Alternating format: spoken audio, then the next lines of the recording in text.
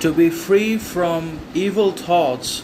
is God's best gift. In other words, being able to liberate ourselves from not only both internal and external need, desire, dependency, urge for basically validation, convenience, pleasure, comfort, etc., all of which are problematic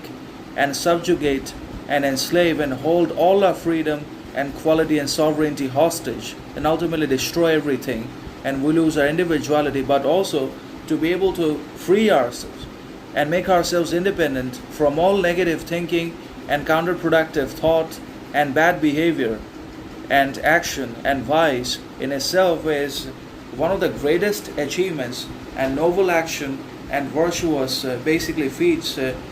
obviously in the life of both men and women, that can also only be achieved by few men and women, if not many, because we always have bad thoughts in mind whenever we are not able to control each other, whenever we're not able to get respect, validation from each other. We are consumed by our evil thoughts, we are devoured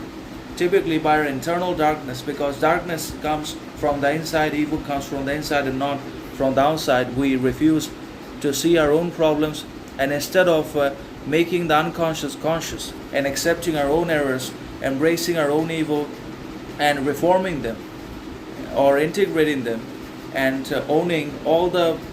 things, all the parts in ourselves that we have repressed at some point or another, we just start projecting all our shadows upon each other.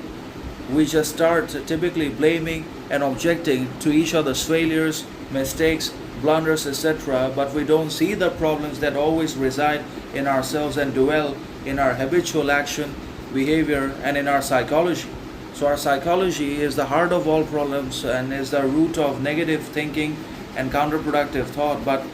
when we achieve full independence and absolute freedom from all negative thinking, from all need, desire, dependency upon each other, when we do not need any validation or anyone's any approval or convenience, distraction at all, then we face reality as it is. We accept others the way they are